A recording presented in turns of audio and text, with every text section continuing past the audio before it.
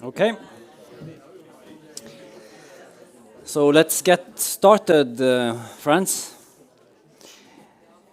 Okay, imagine that a philanthropic fund based in Dubai decides to invest 500 million Norwegian kroner in development of Arendal.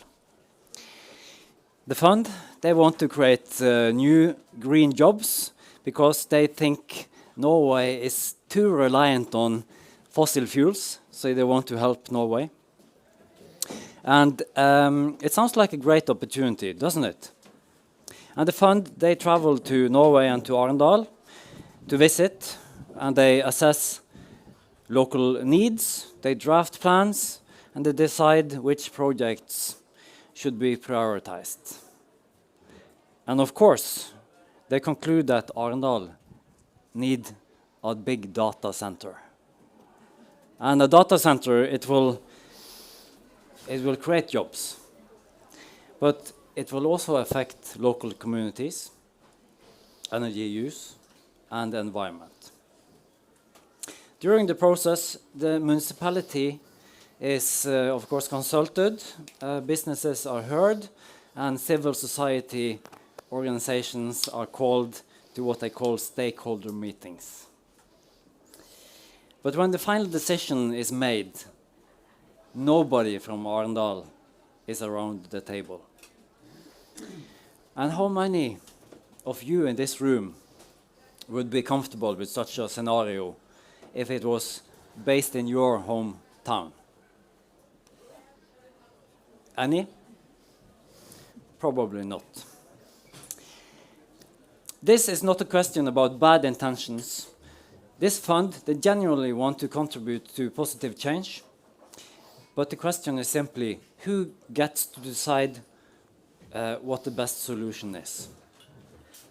And that's the same question that has been in the heart of the debate of locally led development in Norway the past few months.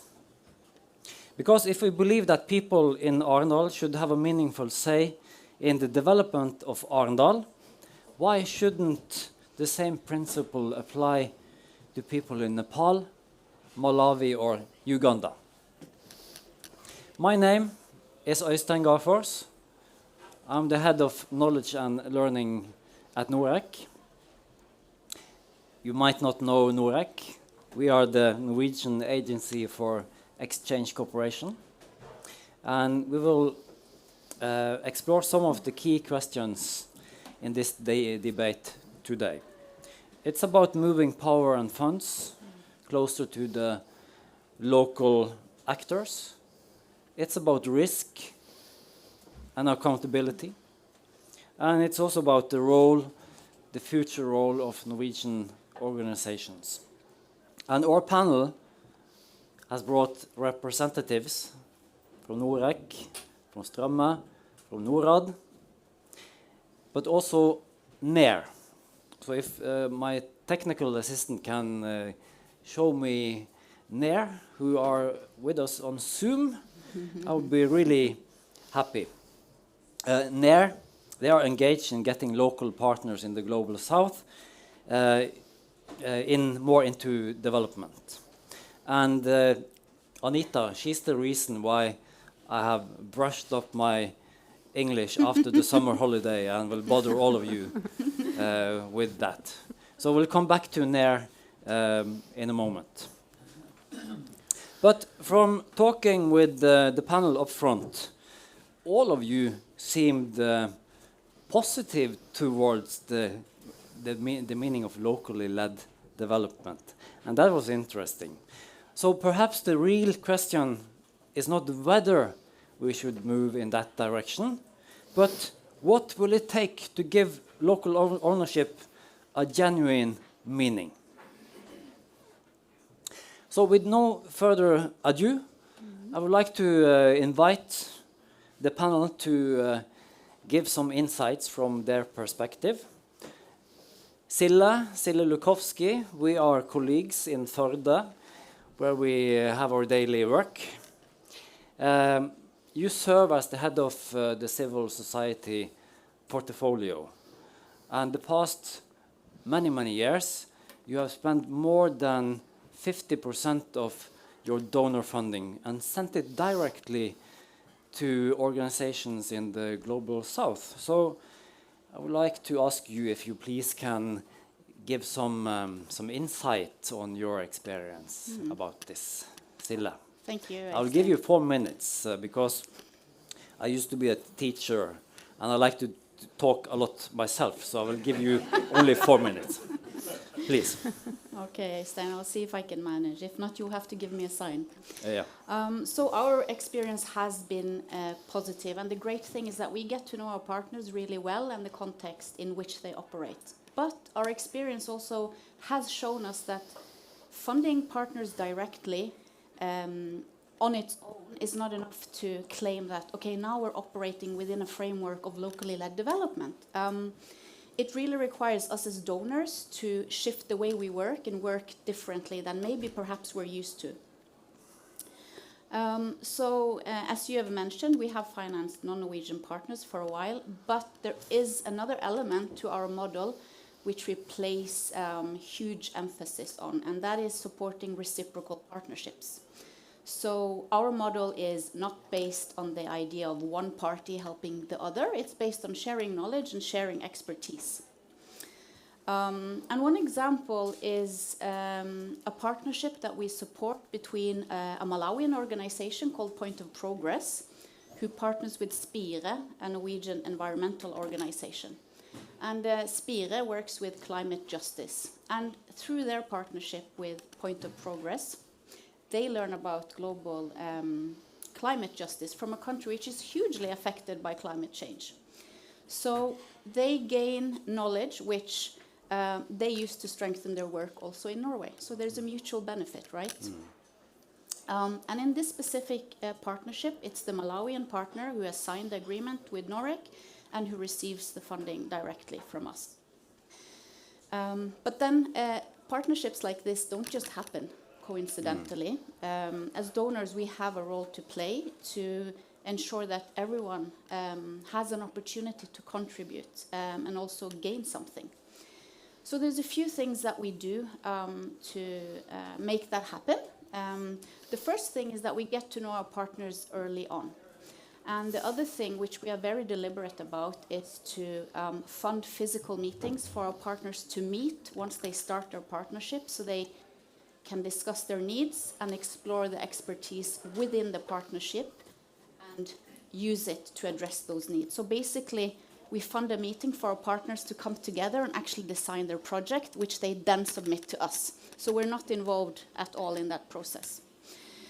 And in addition, we do regular partner trainings, and we provide guidance, technical support throughout the project period.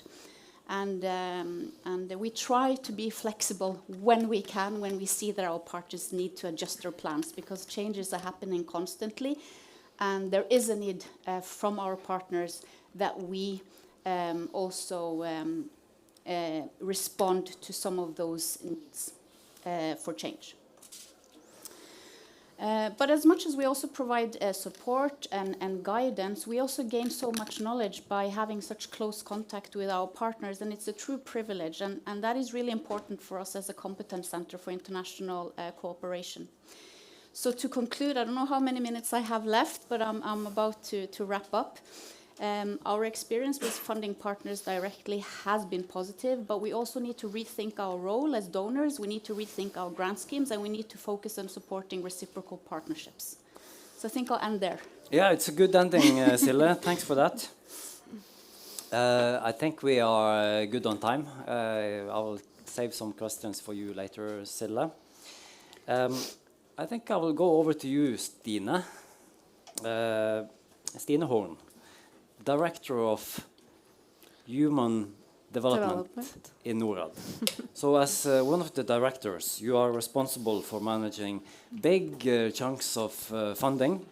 But I know you haven't been that generous to South partners as Sille has been.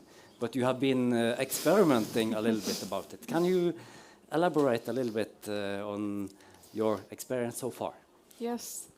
No, thank you very much. And maybe to start with your start pitch there, because I think it really demonstrates why in Norway we think it's really important for development efforts to be based on local ownership and also local decision making if it's going to be effective and sustainable.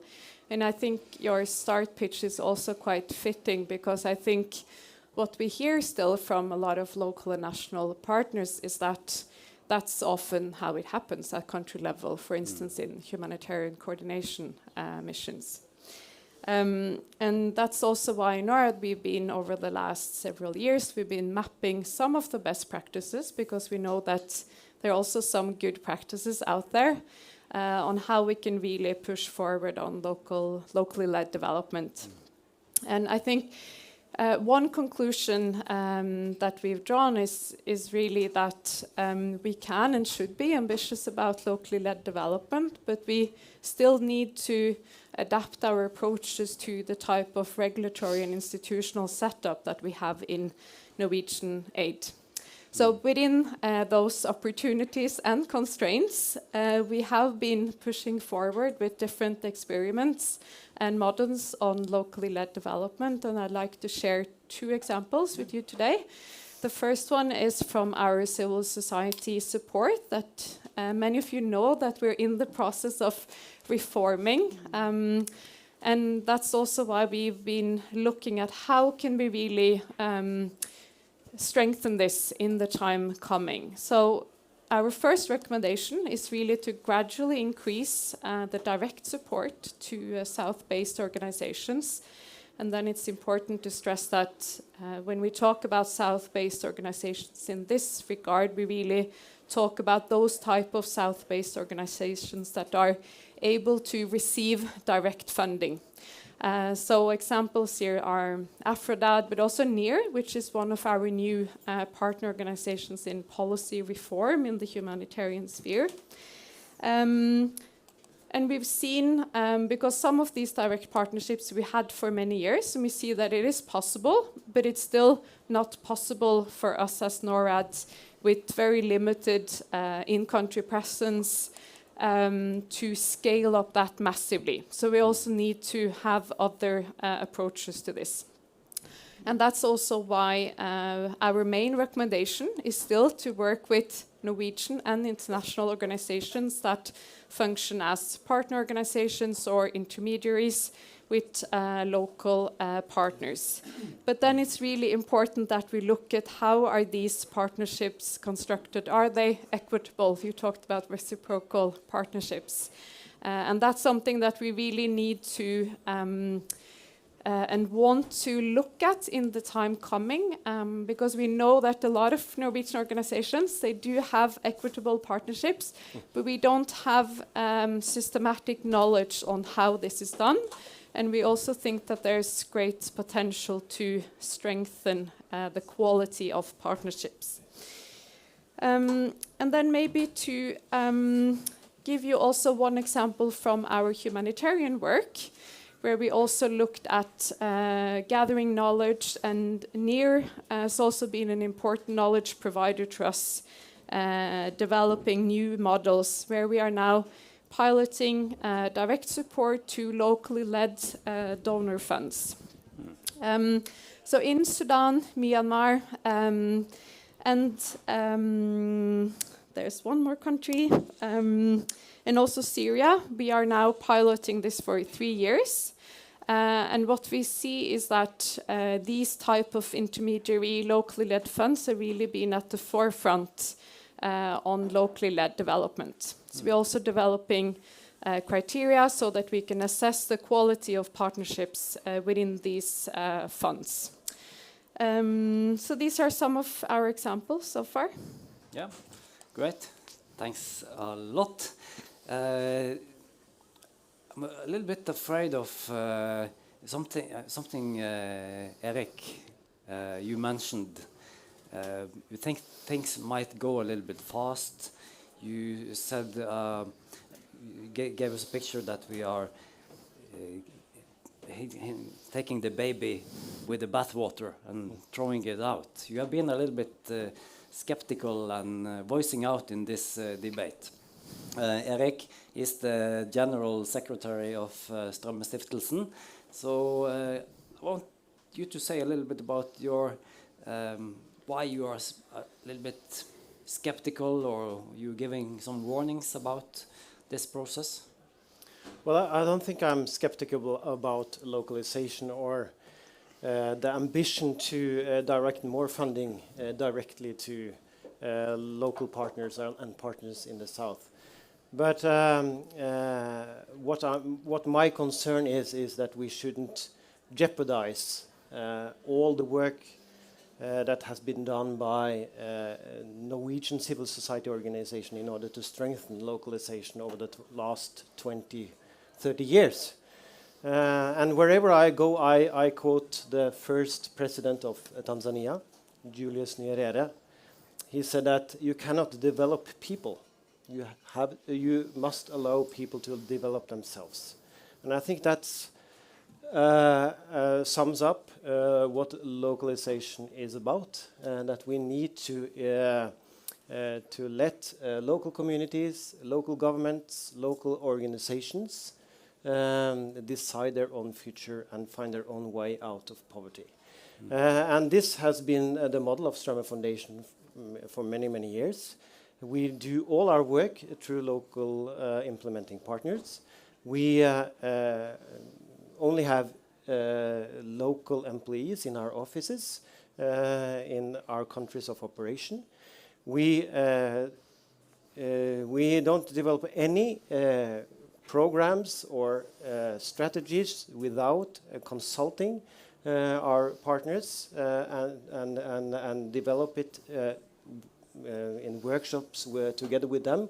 We don't implement any programs without consulting the local community. And I think this has, over years, built a strong trust between us and local partners, local communities, and with local authorities. We work with government on national level, on local level. And my concern is that we shouldn't, in this process, we all agree that localization and locally led development is the ambition. And it's not a dangerous experiment. It's a necessary development. But we should also value all the work done by civil society organizations. And I know that Norad, you really value the work of civil society organizations. So when I raised this debate, it was also just a way of reminding Norad and especially maybe the politicians about the of the added value of the civil society organization, which I think still are there.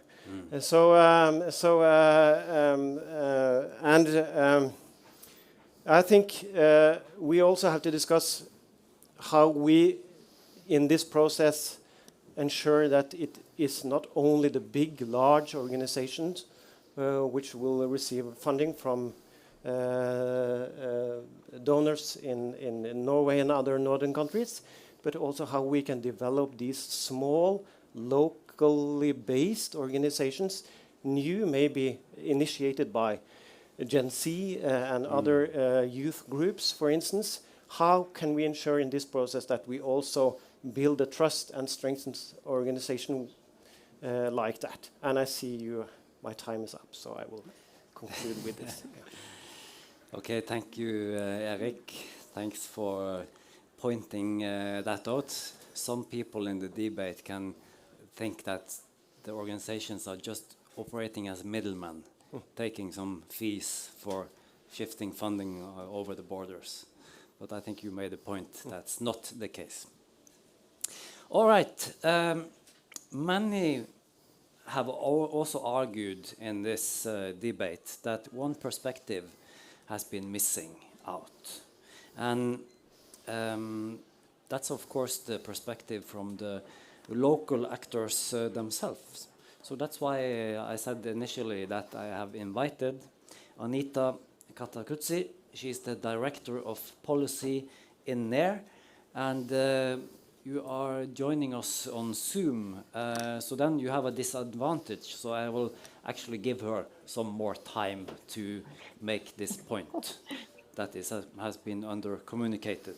But Anita, you need to shortly introduce NER to the audience before we get started. So please.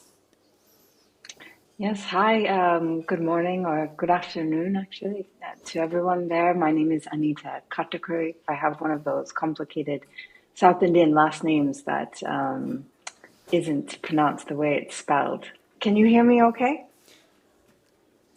Yep. Yeah? Okay. Well, thank you all, well, Øystein especially, for inviting NER into this conversation. NER is a civil society network. I think, in Norway there are many equivalents. This is a global network of around 370 civil society organizations from 46 countries in the global south. That means this is global south, meaning not a geographical term, but a geopolitical term. We cover Asia, WANA, which is West Asia, and North Africa, also known as the Middle East and North Africa, and Sub-Saharan Africa and Latin America and the Caribbean. Our members are operating across development, humanitarian, peace building, climate resilience sectors, and more. We have around roughly half of our members identify as women. No, not half, sorry. It's around 30% actually. That identify as women's led or women's rights organizations, and a smaller percentage as refugee led organizations. That's Good. roughly, what NER is. Thanks, Anita.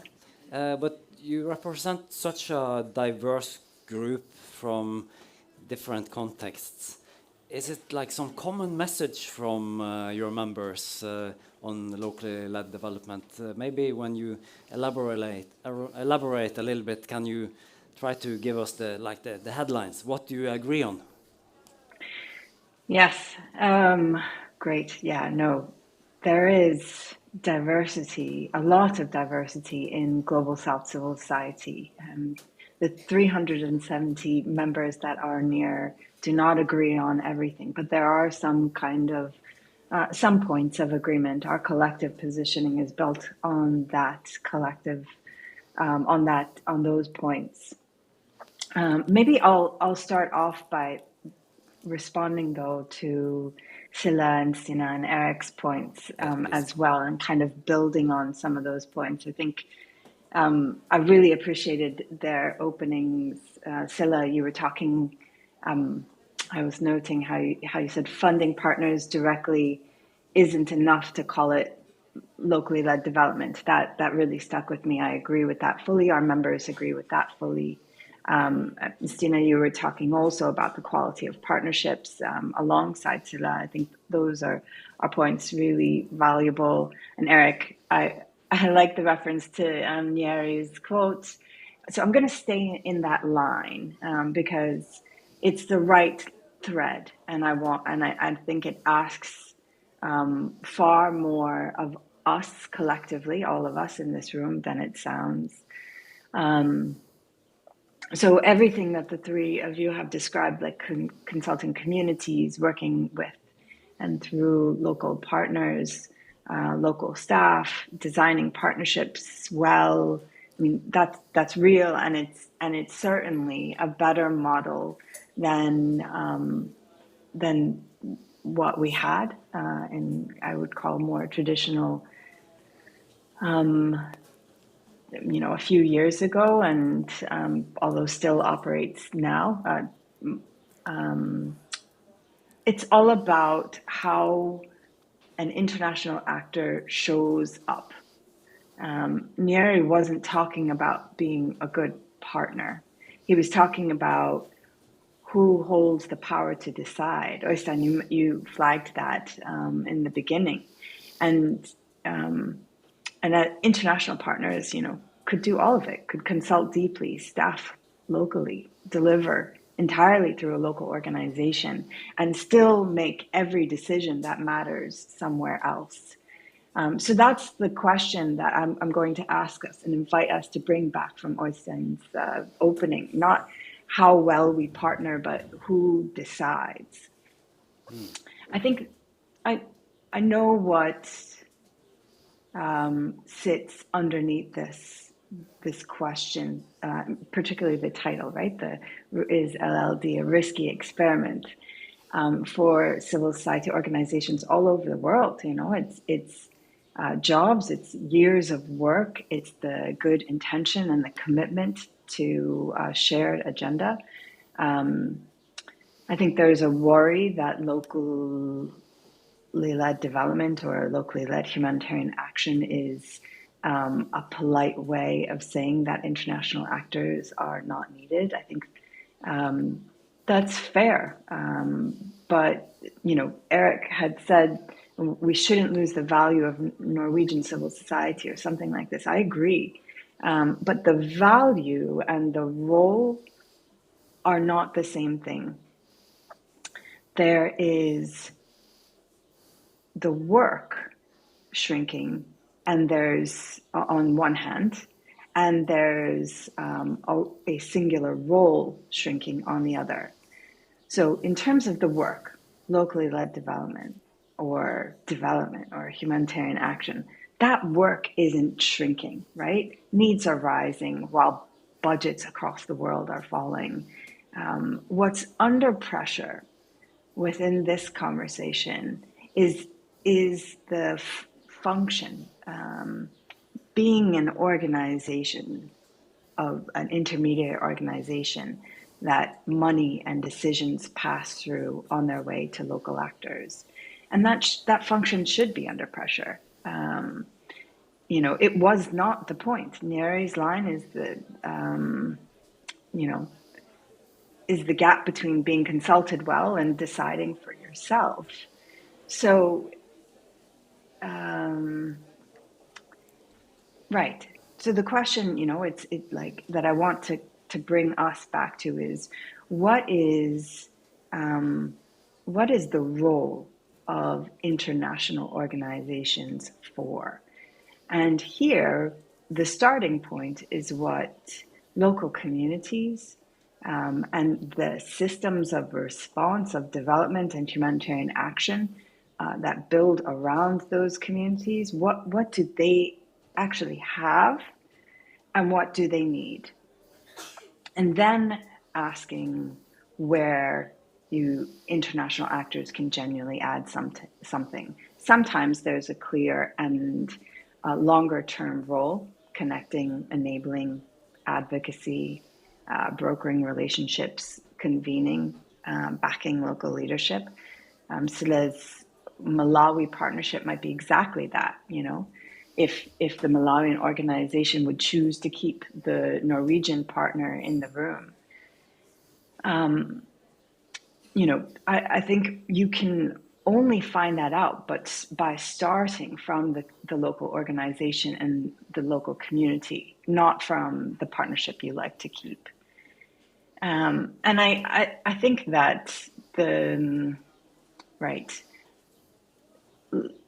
real risk at the moment is not the risk of locally led development, actually. That's not a risk. Locally led development is it's not an experiment. In fact, locally led development has been in play for decades and decades.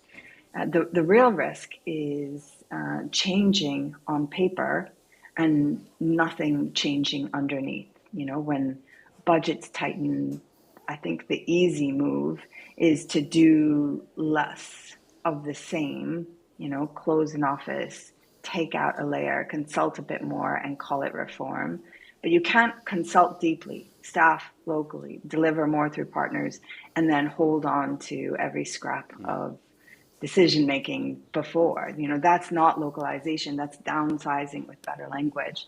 So I think the test isn't how good the partnership looks, it's whether local civil society outside your own networks end up with more resources and more decision making. If they don't, then the shape has changed and the power hasn't shifted.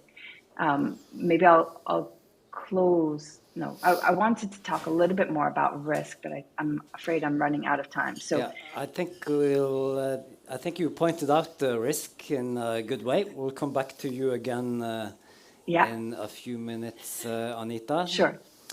And thanks a lot for reminding us that I understood from what you said, you don't want to dismantle the international or Norwegian organizations. It's just a matter of changing the role a little bit, That's or right. maybe very much in some instances. All right, thank you. You have now heard perspectives from all. I would like to invite the physical panel here to ask if any, did you have any comments to what Anita said? You like to start, Stine? Yeah, no, I think it was really interesting, and I think it also shows that this is quite complex and that there's no easy answer. And maybe one thing that we really need to adapt our approaches to the type of context in one particular country. And I think that one thing that we haven't spoken so much about is also flexibility. So we spoke about quality of partnerships, but I think also flexibility is one important ingredient in when looking at quality in partnerships. And I think we've also advised that more of our funding should be more flexible. And then when you look at partnerships, I think it's also important that our partner, Norwegian and international organizations, also pass on that flexibility. Because I think that's the way that local and national actors, if it's in a context of democratic backsliding or humanitarian crisis, a war situation, can have that agility to find the local needs and respond in a ways that they find the most suitable in that particular context. So quality of partnerships, but also flexibility. And maybe one last point, because I think what you speak to, Anita, is also that we need this to support this type of global ecosystem of both local, national, but also international actors, and that in many of these type of situations that I mentioned with war or democratic backsliding, that international actors can also provide some sort of protection and risk sharing, and that is also something that we hear from many local and national actors when we consult them, that they also want often international actors to be present to share risk and to get more protection. Thanks. Eric? Yeah, thank you very much, Anita. And what you are saying is echoing what we are hearing from all our partners and the people on the ground in our countries of operation. And I fully agree. The role of civil society is changing and will change more in the years to come. I think still we have a role to raise funds, to advocate, to create, mobilize people, businesses, communities in Norway also to support the fight against poverty. And I think we can bring some local knowledge also to Norad and other partners to ensure localization. But I think we are really trying to move power and tasks and resources to our partners, to our countries of operation. But we could have done more if we were allowed to. And it's not Norad's fault. I think it's the politicians' fault. So we should have had a politician here, because when they say that there is zero tolerance for any corruption, when they demand very thorough quality checks of every program, when they all have all these different requirements, it's also difficult to take the next step. Because I think if we are going to reach the goal of localization, we need to show trust to our partners in the global south as well. We can't just control everything and never trust any decision they make on their own. Nice point. Yeah, you talked about partnerships, Sille. Maybe you want to continue. Something did it resonate to you, what they have said, also Anita?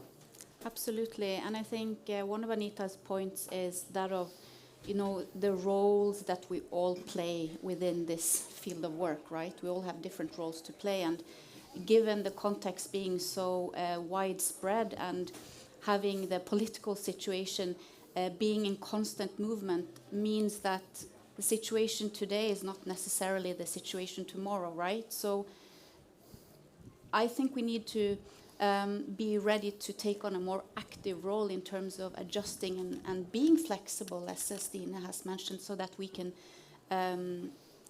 show up, as Anita was using those words. How do you show up? That we show up as a relevant donor, speaking from our perspective. And that requires us to also be proactive and have close contact with our partners. It requires us to listen and trust them, as Erik has mentioned. I think you agree too much in this panel. But, okay, we are in the process now of creating this white paper called Vendepunkt. And I think, Anita, you have been following on what's going on in Norway for a while, and you have been giving guidance to other governments as well. So maybe from your side, from the outside, can you give some recommendations to, first of all, the donors like Norad and Norec? And also, do you have any other recommendations to the Norwegian civil society, what they can do in the few months before the white paper gets done on the paper? Yeah, I would say Norway is one of the few donors working in it's a pressured environment given the review, but aid isn't collapsing in Norway the way it is elsewhere. And I think that gives Norway an advantage. The Norwegian government, but also Norwegian civil society. I think that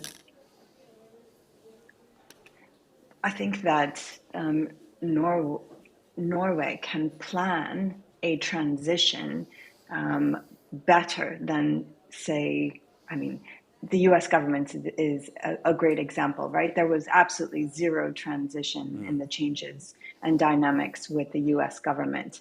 The advice that we have been giving to the UK government, to Sweden, to Germany and the Netherlands is to plan transition. The question isn't whether the system changes or different systems change. It's really whether Norway shapes its role within that system.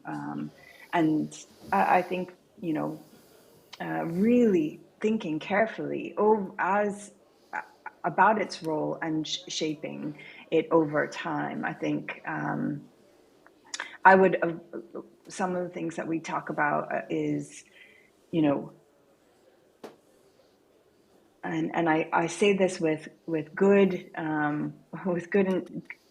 support for the pilots that NORAD is running. But I would avoid mistaking a few pilots for change in architecture. Norway is ahead of most donors. It's actually moving money rather than just talking about it. But the test isn't really how many pilots you run. It's whether the core of Norwegian financing really shifts, and whether that real money starts moving through locally led funds, that where governance and decision making is separated. I think the pooled funding architecture that Stine was mentioning is an infrastructure worth backing at scale, for sure. Not experiments, or pilots to kind of keep assessing. I would, for Norwegian civil society, I would avoid defending the model when the thing worth defending is the mission, right? Wanting to protect an organization is human. We see that within the UN agencies in particular. And the stakes are real for everyone working in Norwegian civil society. But it's worth being honest about whether the current setup is being kept because it serves communities best, or it's because, what has been operating over the past, 20, 30, 40 years. I think the organizations that last will be the ones that really made them genuinely useful to local communities and the local systems of development and humanitarian action rather than, like trying to root around. It's a harder role, but it's a real one, and it isn't going anywhere. I think, there's literally no near member that has said we do not want international civil society to exist. What actually they want is a kind of move to previous decades when the relationship between them as civil society in their communities and global North civil society was one of peers. And right now that relationship has been, in some of our members' perspective, corrupted by the pass-through of funding in which the INGO, the international NGO, has become more of a donor and a watchdog over how resources are spent. Without the trust that Eric has talked about, and really wants to revert back to a time where global solidarity, political solidarity, and support, international NGOs reaching their publics, reaching their community to generate support and care and compassion for publics in other countries. That is the kind of dynamic and relationship that near members want from Norwegian civil society and in fact, civil society across other global North countries. Good. Anita, thank you. Thanks for the recommendations. Before we end, I would like to know, okay, we are in a time of changes. That's for sure. So, Sille, very short from you. What do you think you're doing more of in a year from now? Well, I hope that we continue to, first of all, get applications from partnerships between organizations in Norway and within our partner countries, and that as we get to know them and as they design their project, we can have those discussions about, okay, who has the legal responsibility for the agreement on behalf of everyone, because I think that is one very concrete way of shifting and sharing power.